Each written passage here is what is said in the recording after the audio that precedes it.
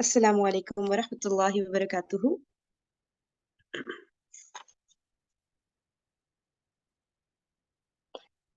उम्मीद करती हूँ खैरियत से होंगे आप सब लोग। जी। कल हम लोग ने पढ़ा था कि संचार नबूवत की बात थी, जब खुल्लम खुल्ला तबलीग आप सल्लल्लाहु अलैहि वसल्लम स्टार्ट कर चुके थे। तो उसमें बताया जा रहा था कि मुशरिक काफी ज्यादा कोशिश कर रहे थे कि भाई मजाक उड़ाया जाए हुजूर पाक सल्लल्लाहु अलैहि वसल्लम का, उनके साथियों का, और लोगों को गलत गलत बातें कही जाएं कि भाई ये तो खुद से कलाम बना के पेश कर रहे हैं। और फिर कॉम्प्रोमाइज की भी उन्होंने कोशिश की कि भाई कभी आप हमारे माबूदों को पूजें, कभी हम आपके माबूद को पूछते हैं। तो इस तरह से करके कोई बीच का रास्ता निकाल लेते हैं। ऐसा तो हम नहीं करेंगे कि हम सारी की सारी आपकी बात मान लें। तो इस तरह से शकूक व शुबहात पैदा करते थे उनकी तालीमात में, उनकी पर्सनैलिटी में। बहुत ज्यादा कोशिश कर रहे थे कि किसी भी तरह से ये जो दावत का काम है ये आगे ना बढ़ सके। बस जितना हो गया यहाँ पे होके रुक जाए, वरना इसका असर फिर जाहिर है बहुत दूर दूर तक जाना था, और फिर इनके जो जाती मफाद थे सारे वो सब खत्म हो जाने थे। तो अब ये देख रहे थे कि जितने भी स्ट्रेटजीज इन्होंने अडॉप्ट की थी उसका असर उतना हो नहीं रहा था।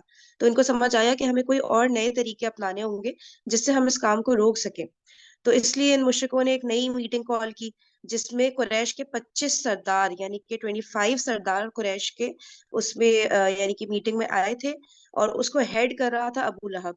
तो उसमें फिर ये डिसाइड हुआ कि भाई अब रसूल पाक सल्लल्लाहु अलैहि वसल्लम और उनके साथियों पर जुल्म तशद्दुद किया जाएगा। तभी जाके ये लोग बाज आएंगे, वरना ये लोग ऐसे बातचीत करने से तो ये लोग रुक नहीं रहे, और दूसरे तरीकों से भी कोई फायदा हो नहीं रहा।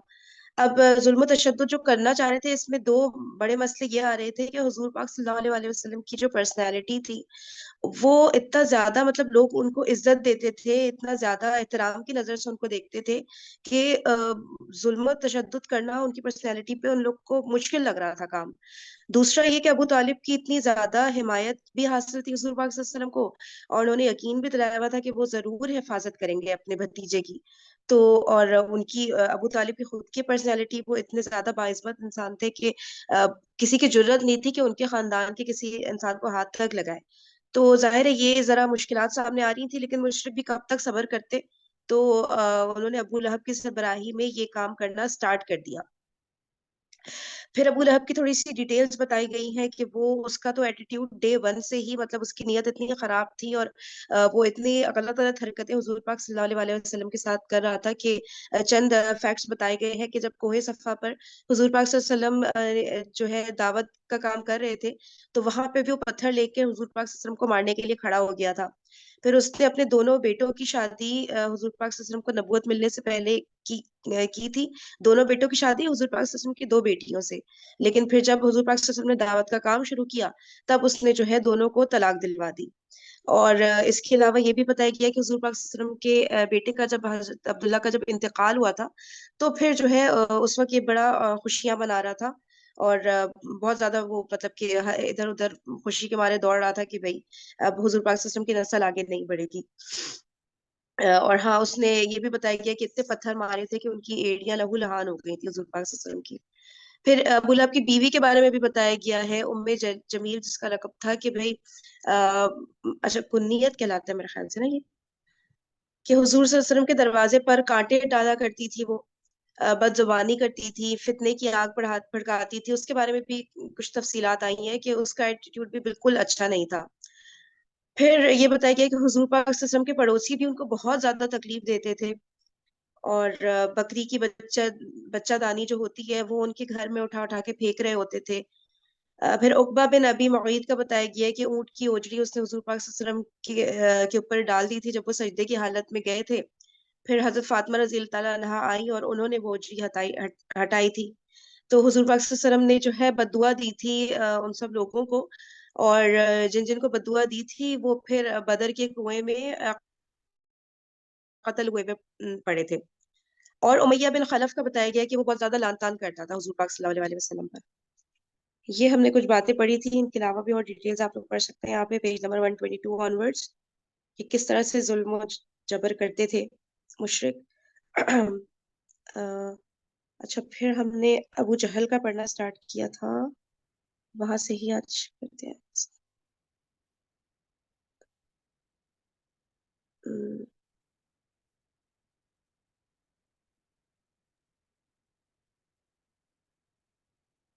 ٹھیک ہے، یہاں سے پڑھنا سٹارٹ کر لیتے ہیں۔ ایک روایت میں مذکور ہے، جی کوئی ریڈ کرے گا، یہ مطلب ہاف پیج پر آ جائے، ٹھیک ہے؟ اور ایک جی روایت میں مذکور ہے کہ رسول اللہ صلی اللہ علیہ وسلم، یہاں سے پڑھنا پلیز سٹارٹ کر دیجیے۔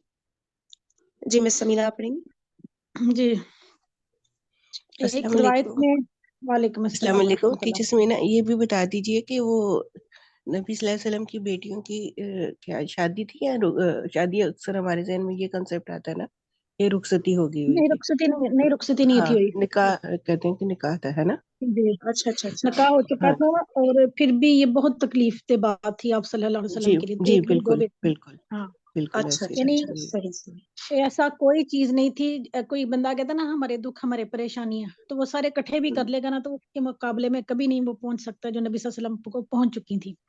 بالکل۔ ایک روایت میں مذکور ہے، یعنی ذکر ہے ایک روایت میں کہ رسول اللہ صلی اللہ علیہ وسلم نے اس کا گریبان گلے کے پاس سے پکڑ لیا اور جھنجھوڑتے ہوئے کہا، اولا لک فاولا ثم اولا لک فاولا، تیرے لیے ہی بہت ہی موضوع ہے، یہ تیرے لیے بہت ہی موضوع ہے، اس پر اللہ کا اچھا، ابو جہل کی بات ہو رہی ہے نا اس میں؟ جی جی یہ قرآن ہوں، پاک کی آیت ہے نا۔ تو پھر آپ صلی اللہ علیہ وسلم نے صحیح۔ اس کو جھنجھوڑتے ہوئے کہا کہ تیرے لیے نہیں جہنم ہی موضوع ہے۔ اس پر اللہ کا یہ دشمن کہنے لگا، محمد مجھے دھمکی دے رہے ہو کہ میرے لیے تباہی ہے، بربادی ہے، میں اسی کے لائق ہوں؟ خدا کی قسم تم اور تمہارا رب پروردگار میرا کچھ نہیں کر سکتے، میں مکے کی دونوں پہاڑیوں کے درمیان چلنے پھرنے والوں میں سب سے زیادہ معزز ہوں، سب سے زیادہ عزت وار، جتنے لوگ چل رہے ہیں نا سب سے زیادہ میری عزت ہے۔ تکبر دیکھیں اس کے اندر کتنا تھا۔ بہرحال اس ڈانٹ کے باوجود ابو جہل اپنی حماقت سے باز آنے والا نہ تھا، بلکہ اس کی بدبختی میں کچھ اور اضافہ ہی ہو گیا، اور چنانچہ صحیح مسلم میں ابو ہریرہ رضی اللہ تعالیٰ عنہ سے مروی ہے، یعنی راوی جو ہے حضرت ابو ہریرہ، وہ بیان کرتے ہیں اس حدیث کو کہ ایک بار سرداران قریش کے سرداروں سے ابو جہل نے کہا، محمد صلی اللہ علیہ وسلم آپ حضرات کے روبرو اپنا چہرہ خاک آلود کرتا ہے، یعنی تم سب کے سامنے وہ زمین پہ سجدہ کرتا ہے اور مٹی میں اپنے چہرے کو ملاتا ہے۔ جواب دیا گیا، ہاں ایسا تو کرتا ہے۔ تو اس نے کہا، لات و عزا کی قسم، لات یہ دو ان کے بت تھے، لات عزا منات وغیرہ، تو یہ ان کی مونس جو تھی دیویاں تھی، ان کی قسم اگر میں نے اس حالت میں اسے دیکھ لیا سجدہ کرتے ہوئے تو اس کی گردن روند دوں گا اور اس کا چہرہ مٹی پر رگڑ دوں گا۔ اس کے بعد اس نے رسول اللہ، حالانکہ دیکھیے یہ سب سے زیادہ پیاری چیز ہے کہ انسان اللہ کو سجدہ کرے، لیکن ان کو نہیں سمجھ آ رہی تھی نا اس چیز کی۔ اس کے بعد اس نے رسول پاک صلی اللہ علیہ وسلم کو نماز پڑھتے ہوئے، نیکسٹ کیجیے پیج، دیکھ لیا، اس نے نماز پڑھتے ہوئے دیکھ لیا، اور اس زوم میں، اس غرور اور تکبر میں چلا کہ آپ کی گردن رون دے گا، اتنا زوم یعنی اس ارادے کے ساتھ چلا کہ آپ کی گردن کو کچل دے گا۔ لیکن لوگوں نے اچانک کیا دیکھا کہ وہ ایڑی کے بل پلٹ رہا ہے، جیسے گیا تھا اپنی پاؤں الٹے پاؤں، وہ پھر گیا اور دونوں ہاتھوں سے اپنا جیسے بچاؤ کر رہا ہے۔ لوگوں نے کہا، ابو الحکم، یہ اس کی کنیت تھی، تمہیں کیا ہوا؟ اس نے کہا، میرے وہاں عربوں میں رواج تھا نا، وہ کنیت ان کے نام کے ساتھ ہوتی تھی، تمہیں کیا ہوا؟ اس نے کہا، میرے اور اس کے درمیان آگ کی ایک خندق ہے، یعنی وہ ہوتی ہے نا جو نیچے کھود کے، زمین کھود کے اور اس کے اندر آگ تھی، تو نبی صلی اللہ علیہ وسلم اور اس کے درمیان میں آگ کی ایک خندق آ گئی، کیونکہ زمین جو ہے وہ گڑا ہے اور اس گڑے کے اندر آگ ہے اور وہ نبی صلی اللہ علیہ وسلم تک نہیں پہنچ سکتا۔ ہول ناکیاں ہیں، خوف ہے اور پر ہیں فرشتوں کے۔ رسول اللہ صلی اللہ علیہ وسلم نے فرمایا، اگر وہ میرے قریب آتا تو فرشتے اس کا ایک ایک عضو، اس کا ایک ایک جو ہے وہ آرگن، وہ اس کا اچک لیتے، مطلب کہ توڑ کے رکھ دیتے، ٹکڑے ٹکڑے ہو جاتے اس کے۔ اچھا، جور و ستم یعنی ظلم و ستم کی یہ کاروائیاں نبی صلی اللہ علیہ وسلم کے ساتھ ہو رہی تھیں، اور عوام و خاص یعنی عام لوگ اور خاص لوگ جو بھی تھے، وہ اس کے نفوس میں آپ صلی اللہ علیہ وسلم کی منفرد شخصیت کا جو وقار اور احترام تھا، اور آپ کو مکے کے سب سے زیادہ محترم اور عظیم انسان ابو طالب کی جو حمایت اور حفاظت حاصل تھی، اس کے باوجود یہ سارا کچھ ہو رہا تھا۔ یعنی آپ صلی اللہ علیہ وسلم جو تھے، عام اور آس کے اندر آپ کا ایک نمایاں مقام تھا، چاہے سردار تھے چاہے کچھ بھی تھے، لیکن آپ کا ایک روب تھا ابو طالب کی وجہ سے بھی، اور ویسے بھی کہ آپ کا اپنا ایک کردار بہت شاندار تھا۔ اس کے باوجود آپ کی عزت میں کوئی فرق نہیں پڑ رہا تھا. باقی رہی وہ کاروائیاں جو مسلمان اور خصوصاً ان میں سے بھی کمزور افراد کی اظہار ثانی کے لیے کی جا رہی تھی. نبی صلی اللہ علیہ وسلم کو تو کر نہیں سکتے تھے، تو پھر باقی جو کمزور لوگ تھے ان کو انہوں نے پکڑ لیا، ان کے اوپر ظلم و ستم کرتے تھے.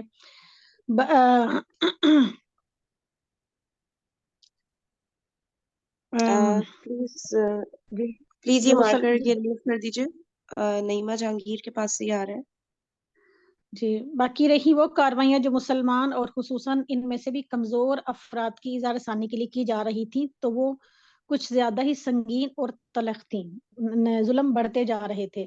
ہر قبیلہ اپنے مسلمان ہونے والے افراد کو طرح طرح کی سزائیں دے رہا تھا، اور جس طرح کا یعنی مینٹلی ٹارچر تو انہوں نے پہلے کر لیا، فزیکل کر رہے ہیں، لیکن کسی کو بھی اختیار، کسی کو بھی اجازت نہیں ہے کہ تم نے پلٹ کے ہاتھ اٹھانا ہے، بس رجسٹ بھی نہیں کرنا. وہ مار رہے ہیں تو مار کھاتے جاؤ. اور یہ 11 سال تک چلتا رہا. اور جس شخص کا کوئی قبیلہ نہ تھا اس پر اوباش اور سرداروں نے ایسے ایسے ظلم و ستم روا رکھے، ظلم و ستم ڈھائے، جنہیں سن کر مضبوط انسان کا دل بھی بے چینی سے تڑپنے لگتا ہے. ابو جہل جب کسی معزز اور طاقتور آدمی کے مسلمان ہونے کی خبر سنتا تو اس سے برا بلا کہتا، ذلیل و رسوا کرتا، مال و جاہ کو سخت خسارے سے دوچار کرنے کی دھمکیاں دیتا، یعنی اس کا جو مال تھا، جو اس کی عزت ہے، اس کو نقصان کرنے کی دھمکیاں دیتا. تیری عزت بھی ختم کر دوں گا، تو اسے مال بھی چھین لوں گا. اگر آگے جب آئے گا نا امیہ بن جو تھے حضرت یاسر اور عمار بن یاسر، یہ سب جب آگے ذکر آئیں گے پھر بات کلیئر ہو جائے گی وہ کس حد تک ظلم کرتے تھے. اچھا جی. اور اگر کوئی کمزور آدمی مسلمان ہوتا تو اسے مارتا، اور دوسروں کو بھی برانگیختہ کرتا، ان دوسروں کو بھی پرووک کرتا، اس کو مارو. حضرت عثمان بن عفان رضی اللہ تعالیٰ عنہ کا چچا انہیں کھجور کی چٹائی میں لپیٹ کر نیچے سے دھواں دیتا تھا. حضرت موسیٰ بن عمیر رضی اللہ تعالیٰ عنہ کی ماں کو ان کے اسلام لانے کا علم ہوا تو ان کا دانا پانی یعنی جو ہے وہ بند کر دیا اور انہیں گھر سے نکال دیا. یہ بڑے ناز و نعمت سے، یہ کیا آگے یہ بڑے ناز و نعمت سے پلے تھے، یعنی بہت امیر تھے، اور ان کے کپڑے بھی دوسرے ملکوں سے بن کے آتے تھے، اور یہ بہت ہی سمجھ لیں کہ ایلیٹ کلاس کے میں بلونگ کرتے تھے. حالات کی شدت سے دوچار ہوئے تو کھال اس طرح ادھر گئی جیسے سانپ کچلی چھوڑتا ہے، جیسے سانپ کی کھال اکھڑتی ہے. حضرت بلال، امیہ بن خلف، اور جب گھر سے نکالا نا انہوں نے، تو ان کے چچا نے کہا کہ جو کپڑے تمہارے جسم پہ ہے نا، یہ بھی تیرے باپ کی کمائی کے تھے، تیرے اپنے نہیں ہیں. تو پھر وہ کپڑے بھی اتار کے گئے، بالکل برہنہ ہو کے اس گھر سے نکلے. حضرت بلال امیہ بن خلف جہمی کے غلام تھے. امیہ بن خلف جہمی کے غلام تھے. کون؟ حضرت بلال. اور جو غلام ہوتا تھا نا وہ اس کو اپنی پراپرٹی سمجھتے تھے کہ جیسے مرضی اس کے ساتھ سلوک کریں. امیہ ان کی گردن میں رسی ڈال کر لڑکوں کو دے دیتا اور انہیں مکے کے پہاڑوں میں گھماتے پھرتے، یہاں تک کہ گردن پر رسی کا نشان پڑ جاتا. آج ہمیں کوئی یہ مشکل ہوتی ہے کہ ہم اگر کہیں کہ میں نے نماز شروع کرنی ہے، میں نے اللہ کی فرما برداری کرنی ہے، گھر والے اگر تھوڑے سے دین سے دور بھی ہوں تبھی وہ اتنا رجسٹ نہیں کرتے جو اس وقت سب کو سامنا کرنا پڑا تھا. خود امیہ بھی انہیں باندھ کر ڈنڈے سے مارتا اور چلچلاتی دھوپ میں، زبردست سخت دھوپ میں جبرن بٹھائے رکھتا تھا، یعنی گرمیوں میں سخت دھوپ کے اندر بٹھائے رکھتا تھا. کھانا پانی بھی نہ دیتا بلکہ بھوکا پیاسا رکھتا تھا، اور اس سے کہیں بڑھ کر یہ ظلم کرتا تھا کہ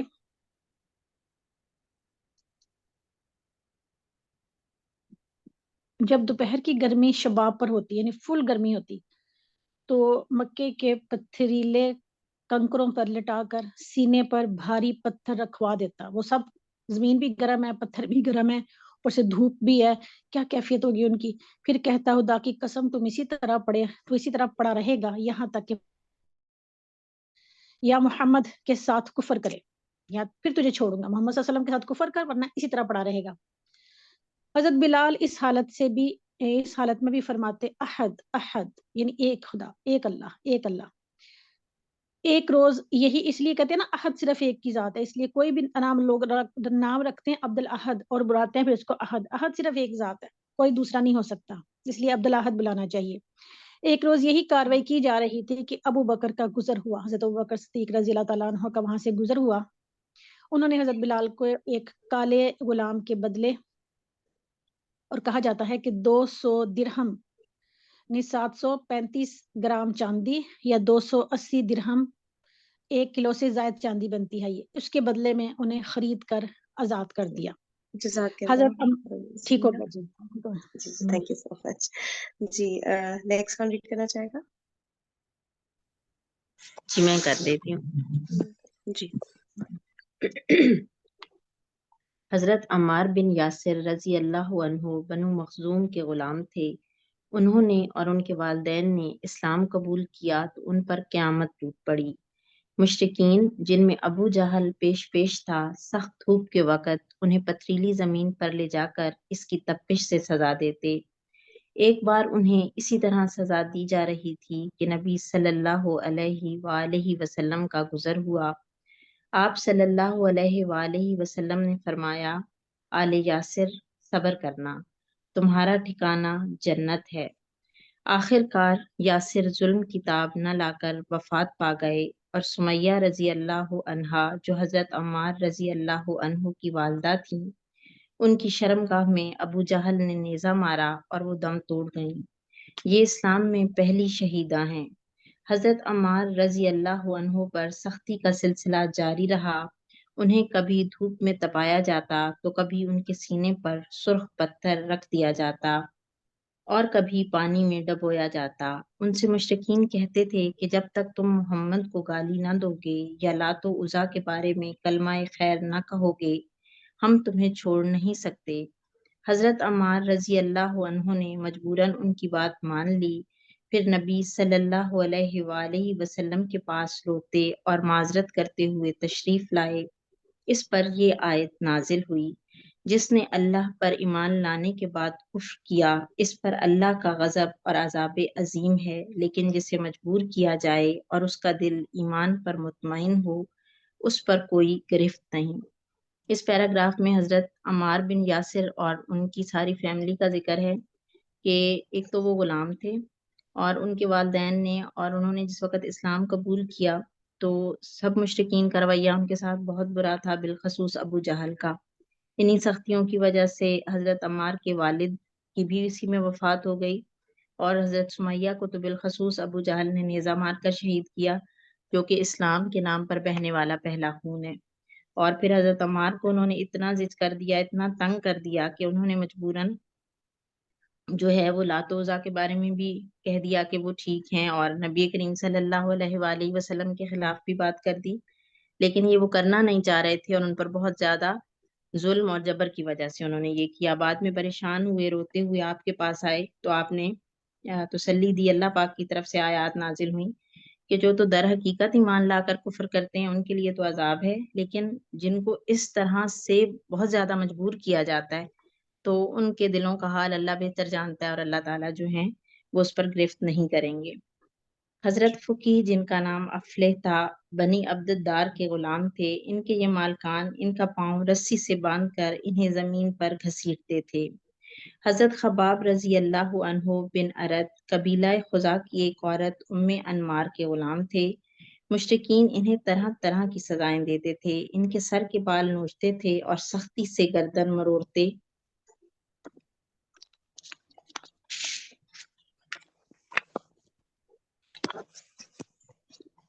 مروڑتے تھے. انہیں کئی بار دہکتے انگاروں پر لٹا کر اوپر سے پتھر رکھ دیا کہ وہ اٹھ نہ سکیں.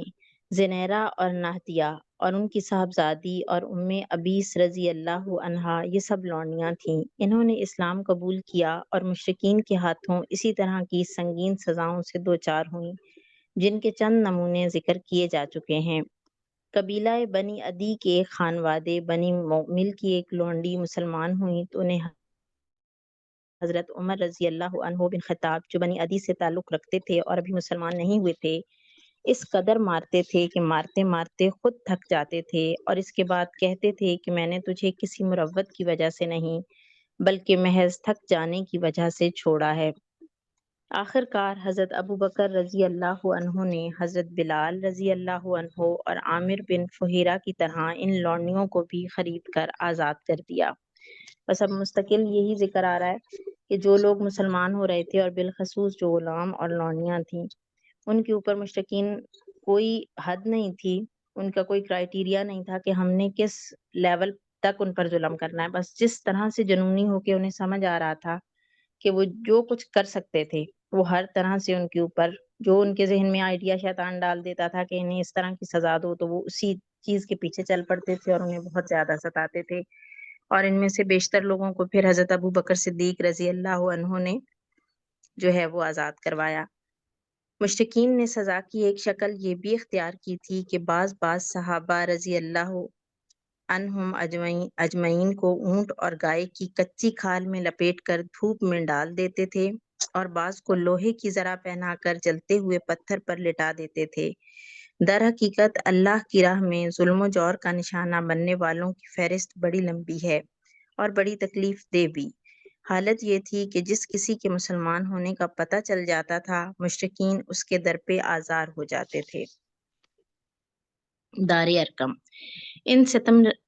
ان ستم رانیوں کے مقابل حکمت کا تقاضا یہ تھا کہ رسول اللہ صلی اللہ علیہ وآلہ وسلم مسلمانوں کو قولاً اور عملاً دونوں طرح اسلام کے اظہار سے روک دیں اور ان کے ساتھ خفیہ طریقے پر اکٹھے ہوں، کیونکہ اگر آپ صلی اللہ علیہ وآلہ وسلم ان کے ساتھ کھلم کھلا اکٹھا ہوتے تو مشرکین آپ صلی اللہ علیہ وآلہ وسلم کے تزکیہ نفس اور تعلیم کتاب و حکمت کے کام میں یقیناً رکاوٹ ڈالتے اور اس کے نتیجے میں فریقین کے درمیان تصادم ہو سکتا تھا، بلکہ عملاً 4 نبوت میں ہو بھی چکا تھا، جس کی تفصیل یہ ہے کہ صحابہ اکرام گھاٹیوں میں اکٹھے ہو کر نماز پڑھا کرتے تھے۔ ایک بار کفار قریش کے کچھ لوگوں نے دیکھ لیا تو گالم گلوچ اور لڑائی جھگڑے پر اتر آئے۔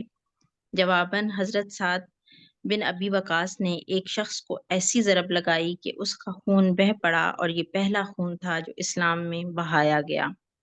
اب یہ سارا اس طرح سے چل رہا تھا کہ مشرکین کو جیسے ہی پتہ چلتا کہ کوئی مسلمان ہو گیا ہے تو وہ بے حد اس کے اوپر ظلم اور زیادتی کا جو ہے وہ ایک راستہ اٹھا لیتے اور بہت زیادہ اس کو تنگ کرتے۔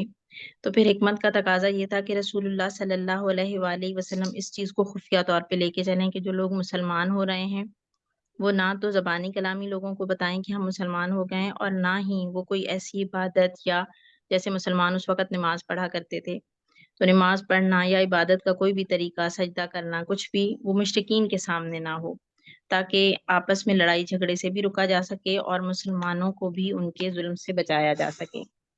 یہ واضح ہی ہے کہ اگر اچھا، اور یہاں پہ اس سے ہم لوگ کو یہ بھی کتنا کہ وہ ملتا ہے نا کہ اللہ کا شکر ہے کہ ہم آزاد ملک میں رہتے ہیں، ہم لوگ جو چاہیں پریکٹس کر سکتے ہیں، نماز کرنا، بایا پہننا، جس بھی طرح کا، ورنہ باہر ملکوں کی کیسی ویڈیوز وغیرہ دکھا رہے ہوتے ہیں نا کہ وہ لڑکی اسکارف پہنی ہوئی تھی تو پولیس نے یا کسی نے بھی پکڑ کے اس کا اسکارف نوچ دیا، یہ کر دیا، وہ کر دیا۔ تو یہ دیکھیں یہاں پہ صرف یہ لوگ اسلام کو پریکٹس کر رہے تھے، اس پہ کتنا زیادہ ان پہ ظلم ہو رہا تھا، تو ہمیں کتنی یہ نعمت ملی ہوئی ہے کہ ہمیں اس طرح کی روک ٹوک نہیں ہے، اللہ کا شکر نا، اسپیشلی جو مسلم ممالک میں لوگ رہ رہے ہیں، تو قدر کرنی چاہیے ہمیں اس نعمت کی۔ جی بالکل انڈیا میں حالات برے ہیں اور باہر ملکوں میں تو بالکل سکارف لینے نہیں دیتے، بہت اس لحاظ سے جو لوگ باہر رہ رہے ہیں ان کے لیے بہت پرابلمز ہیں۔ لیکن ان کے ایمان کا یہ کتنا ہائی لیول تھا کہ کیا کیا نہیں ہوا ان لوگوں کے ساتھ، اور ٹس سے مس نہیں ہو رہے تھے ماشاء اللہ سے۔ جو یہ بتا رہے ہیں کتنا ہمیں حوصلہ ملتا ہے ان کی یہ واقعات دیکھ کر۔ جی السلام علیکم۔ بالکل میں نے یہاں پہ یہ بھی کہنا ہے کہ یہ ان سب کی قربانیاں ہی ہیں، سارا کچھ ہے جو آج ہم لوگ اتنے آزاد ہیں اپنے دین کے حوالے سے، ہم پہ اتنی ذمہ داریاں نہیں ہیں، یہ ساری ذمہ داریاں ان لوگوں نے اٹھائی ہیں، تو ہم لوگ آج آزاد ہیں اس چیز سے۔ اور جہاں پہ مسلم ممالک میں جس کے ساتھ اگر کوئی زیادتی ہو رہی ہے تو یہ بھی ہم مسلمانوں کی کمزوریاں ہیں کہ اگر ہم اتحاد کر رہے ہیں، اکٹھے ہو جائیں تو کسی بھی ملک میں مسلمانوں کے ساتھ ایسے نہ ہو، لیکن ہر کسی نے اپنی اپنی 1.5 اینٹ کی مسجد بنائی ہوئی ہے، بس ہم ٹھیک ہے، تو باقی بس اسی وجہ سے مسلمان آج بدتر ہوئے ہیں۔ جی میں ایک تھوڑی سی بس بات کہنا چاہوں گی کہ کل میں نے ایک ویڈیو دیکھی قائد اعظم کی فوتگی کی، جب ان کو دفنانے کے بعد لوگ ان کی قبر پر جا رہے تھے اور اوپر لکھا ہوتا سن 1948، اور ان کو ٹی بی تھی، انہیں پتا تھا میں نہیں بچ سکتا، تو میں دیکھ رہی تھی کہ اللہ تعالیٰ نے اس بندے سے کتنا بڑا کام لیا کہ مسلمانوں کو ایک چیریٹی اپنی دی ورنہ آج دیکھیے جو انڈیا میں لوگ رہتے ہیں نا وہ کس مشکل کا شکار ہیں. وہ مسلمان ہیں لیکن وہ ساڑیاں بھی ایسی باندھتی ہیں, ان کے لیے بہت پرابلم ہے. وہ اسلام اگر دل سے قبول بھی کرتے ہیں نا, یا مسلمان ہی گھرانوں میں تعلق رکھتے ہیں, لیکن ہندوؤں کے اثر سے وہ بچے ہوئے نہیں ہیں. وہ ایک عظیم شخصیت تھی, اللہ نے جس سے بہت بڑا کام لیا. ہم نے ان کی قدر ہی نہیں کی. بے شک اللہ میں نے جنت ہم تو الفردوس اس میں جگہ وطن کی نصیب بھی قدر کوئی نہیں کر رہے. ہم تو پتہ نہیں کیا قوم ہے. چلے اللہ میں ہمیں توفیق نصیب فرمائے. جی آگے پڑھیے. آمین ثم آمین. یہ واضح ہی ہے کہ اگر اس طرح کا ٹکراؤ بار بار ہوتا اور طول پکڑ جاتا تو مسلمانوں کے خاتمے کی نوبت آ سکتی تھی. لہذا حکمت کا تقاضا یہی تھا کہ کام پس پردہ کیا جائے. چنانچہ عام صحابہ اکرام اپنا اسلام, اپنی عبادت, اپنی تبلیغ اور اپنی باہمی اجتماعات سب کچھ پس پردہ کرتے تھے. البتہ رسول اللہ صلی اللہ علیہ وآلہ وسلم تبلیغ کا کام بھی مشرکین کے روبرو کھلم کھلا انجام دیتے تھے, اور عبادت کا کام بھی. کوئی چیز آپ صلی اللہ علیہ وآلہ وسلم کو اس سے روک نہیں سکتی تھی. تاہم آپ بھی مسلمانوں کے ساتھ خود ان کی مصلحت کے پیش نظر خفیہ طور سے جمع ہوتے تھے. ادھر ارکم بن ابل ارکم مخزومی رضی اللہ عنہ کا مکان کوہ صفا پر سرکشوں کی نکاحوں اور ان کی مجلسوں سے دور الگ تھلگ واقع تھا. اسی لیے آپ صلی اللہ علیہ وآلہ وسلم نے 5ویں سنہ نبوت سے اسی مکان کو اپنی دعوت اور مسلمانوں کے ساتھ اپنے اجتماع کا مرکز بنا لیا. اب یہاں پر دار ارکم کا ذکر ہے کہ یہ ایک صحابی تھے, حضرت ارکم رضی اللہ عنہ, ان کا مکان تھا. یہ ذرا دور تھا آبادی سے, تو رسول اللہ صلی اللہ علیہ وآلہ وسلم کا ایک طرح سے یہ خفیہ ہیڈ کوارٹر یا خفیہ سینٹر بن گیا کہ سارے مسلمان وہاں جمع ہوتے تھے. آپ نے جو بھی ان کو تعلیمات دینی ہوتی تھیں وہ مشرکین کی نظروں سے بچ کر وہاں دیتے تھے. مسلمانوں نے جو عبادت وغیرہ کرنی ہوتی تھی وہ بھی وہاں چھپ کر کرتے تھے. البتہ اس سارے ماحول میں بھی اور اس ساری انوائرمنٹ کے اندر بھی ہمارے پیارے رسول صلی اللہ علیہ وآلہ وسلم جو تھے وہ پھر بھی جو اوپنلی جو تھی عبادات بھی اوپنلی کر رہے تھے, کھلم کھلا کر رہے تھے, اور جو تبلیغ کا کام تھا وہ بھی مشرکین کے سامنے کیا کرتے تھے. یعنی عام مسلمان تو اپنی ساری چیزیں سیکریسی کے ساتھ سر انجام دے رہے تھے, لیکن ایسی ماحول میں بھی ہمارے پیارے رسول صلی اللہ علیہ وآلہ وسلم سب کچھ جو تھا وہ سامنے مشرکین کے تبلیغ اور عبادت اپنے دونوں فرائض جو تھے وہ سامنے ہی سر انجام دے رہے تھے. پہلی جزاک ہجرت اللہ. حبشہ. جی جزاک اللہ, تھینک یو. جی اور کون ریڈ کرنا چاہے گا نیکسٹ؟ مریم آپ ریڈ کریں گی؟ جی مریم آپ نے. پہلی ہجرت حبشہ. جو سلسلہ آواز کلیئر نہیں مریم, تھوڑا سا مائک قریب کریے گا. جور و سفر آخر میں شروع ہوا تھا اور ابتداءً معمولی تھا, لیکن دن بدن اور ماہ مریم آواز کلیئر نہیں ہو رہی ہے آپ کی, کچھ مائک کا مسئلہ لگ رہا ہے. ابھی نہیں آ رہی. نہیں چلو اتنی صاف نہیں آ رہی. کسی اور سے پڑھا دوں. اچھا میں پڑھ جی لوں. جی آپ پڑھیے. جور و ستم کا مذکورہ سلسلہ نبوت کے 4تھے سال کے درمیان یا آخر میں شروع ہوا تھا اور ابتداءً معمولی تھا. مطلب ان کا مطلب ہے کہ نبوت کے 4تھے سال میں ابھی مطلب جو یہ ظلم کر رہے تھے یہ معمولی سے تھے ان کے مطابق, مطلب کفار کے حساب سے, مگر دن بدن اور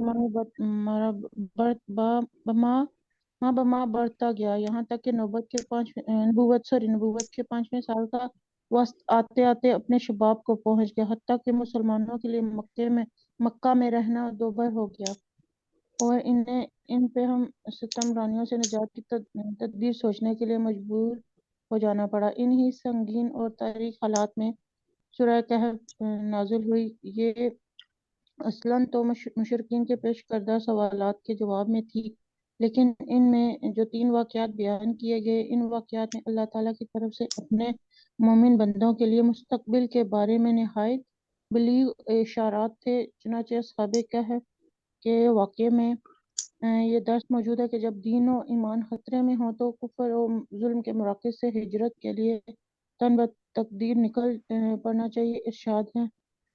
आगे तर्जुमा पढ़ो या आप इसकी कोई करेगा तशरीह पैराग्राफ? जी, इस पैराग्राफ का कोई एक्सप्लेन करेगा? पढ़ देती हूँ। जी। व अच्छा, इन एक चीज ज़िल- यहाँ पे मैं क्लियर कर दूं कि देखें, ये जो है ना रीडिंग इंशाल्लाह हम लोग सब मिलके करेंगे, ठीक है। लेकिन माशाल्लाह जैसे कुछ लोग बहुत अच्छा एक्सप्लेन करते हैं, जिनमें जैसे मिस समीना यास्मीन है, उम्मे अब्दुल्ला है, उम्मे हमजा और मरियम है, ठीक है। तो आप लोग बीच बीच में ना एक्सप्लेनेशन कर दिया करें, और रीडिंग में फिर हम सब लोग शामिल हो जाया करेंगे, ठीक है ना। चलिए जी मिस समीना। जो मुसलमान वो जो लोग मुसलमान हुए थे ना, तो उनको प्रेशराइज कर रहे थे, वो जो नौजवान थे 7 या 8 जितने भी थे, और एक उनका कुत्ता था। तो वो आपस में जब मशवरा कर रहे थे, आपस में बात कर रहे हैं, मैं कही व इज़े तज़लतुमूहुम, और जब तुम इनसे अलग हो गए, वमा यअबुदूना इल्लल्लाह, और उन लोगों से, क्योंकि मुशरिक था उस वक्त का जो बादशाह था, और जो जिसको वो अल्लाह के सिवा पूछते हैं, जब तुम उनसे अलग हो जाओ, वो इलल कहफी, तो तुम पनाह ले लेना एक गार के अंदर, आपस में मशवरा करना है। यनशुर लकुम, अल्लाह ताला तुम पर फैला देगा, रब्बुकुम तुम्हारा रब, में रहमतिही अपनी रहमत से, व युहय्यि लकुम और आसान कर देगा तुम्हारे लिए, मिन अमरिकुम तुम्हारे काम को, मिरफका ये तुम्हारे काम के लिए तुम्हारी सहूलत की चीजें अल्लाह ताला तुम्हें मुहैया कर देगा। जी, जी तो जी। ये और फिर इस उन्होंने पैराग्राफ जाके गांव में पनाह ले ली थी। जी जी जी, थोड़ा सा इस पैराग्राफ का भी बता दिएगा। पहले ही जो मतलब कि बहुत ज्यादा मुश्किल हो गया था वहां पे मक्का में सरवाइव करना ना उन लोगों जी के जी लिए। तो फिर जी, उसमें बताया गया कि अब सूरह कहफ नाजिल हुई, कि जैसे ये और उसमें नौजवान निकल गए थे ना गार की तरफ अपने दीन को बचाने के लिए, क्योंकि इनके कत्ल की भी साजिशें हो रही थी, तो थोड़ा सा ये उस इसको बता गार में देंगे जाके, साहब कहफ का जो बताया गया, थोड़ा सा बैकग्राउंड, ताकि जिसको नहीं पता वो थोड़ी नॉलेज में आ जाए। असहाबे कहफ जो थे ना, ये देखिए नीचे लिखा हुआ है कि मूसा और खिजर अलैहिस्सलाम के वाक़े से ये साबित होती है बात, नहीं ये तो आगे दूसरे हैं। ये वो लोग थे जो चंद नौजवान थे, और ये जब उनको बादशाह तंग कर रहा था ना, जो मुशरिक था, तो उसने कहा कि या तो तुम मेरे दीन पे हो जाओ, या फिर हम तुम्हें मार डालेंगे। ये सब निकले, रास्ते में एक चरवाहा इन्हें मिला, वो भी यही समझता था कि ये दीन जो इस पे बुतों को नहीं हमने पूजना, और एक उसके साथ कुत्ता था। ये चलते गए, इन्होंने कहा कोई बात नहीं, हम ये गार में पनाह ले लेते हैं। जाके जैसे इन्होंने गार में पनाह ली, तो फिर अल्लाह ताला ने इन पर नींद की कैफियत तारी कर दी। वो सारे के सारे 950 साल तक वो सोए रहे, नहीं 350 साल तक शायद, अगर मैं गलत नहीं तो मैं हमजा क्लियर कर दीजिएगा। वो सोए रहे, और जब अल्लाह ताला कहते हैं कि हम उनके पहलू भी उल्टाते पलटाते रहते थे, ताकि एक ही जगह पर जिस्म लग लग के मट्टी ही उनके जिस्मों को ना खा जाए, तो उनके पहलू भी बदलाए जाते थे। और उनका कुत्ता जो था, जो कि उस चरवाहे का था, वो दहलीज पे बैठा हुआ था। तो उसके बाद फिर अचानक से एक दिन इनकी आंख खुल गई, तो अल्लाह, क्योंकि मुशरिकीन मक्का भी मरने के बाद की जिंदगी को नहीं मान रहे थे, और इनके लोग भी नहीं मान रहे, तो अल्लाह ताला इनको ये बताना चाह रहे हैं कि ये लड़के, ये जो नौजवान थे, ये भी तो चले गए थे ना गार के अंदर, हिजरत करके अपनी जान को बचाने के लिए, तो तुम्हें भी हिजरत करनी चाहिए। ठीक सही है सही। अच्छा, जी, कोई अभी आगे वो जज़ाकल्लाह। और ये कितने साल का कोई क्लियर करेगा जो कंफ्यूजन हुई थी मेरे 300 ख्याल में साल में 300? 300 साल। हाँ जी 300 साल अच्छा होंगे। चलिए सही। अच्छा, इसको अच्छा यहाँ ये पर स्टॉप कर लेते हैं, अठारह ठीक है। क्या में जो है ना, इनकी तादाद का कोई कंफर्म नहीं, इख्तिलाफ है। हाँ जी, वो कंफर्म नहीं है। अच्छा हम्म। अच्छा अच्छा अच्छा, चलिए हम्म, सही जी। फिर दुआ करा लेते हैं, ठीक है। जी, आज दुआ कौन कराएगा? बता दे जी जी बता दे अच्छा, आप फिर अभी से कौन कर रहे जी जी सुफिया जी, आप हैं। क्या कह रही हैं? आवाज आपकी। मैं कह रही हूँ आप बता दें कौन करवाएगा, एक जी जी करवा बिल्कुल। देते हैं, अगर आज आप बोले। ठीक है ठीक है, इसको बस ये करते हैं कि मीटिंग को एंड करते हैं, ठीक है। दोबारा ज्वाइन कर लें ताकि बीच में दुआ ना रह जाए, ठीक है। चलिए सब दोबारा मीटिंग जी ज्वाइन कर लीजिए प्लीज।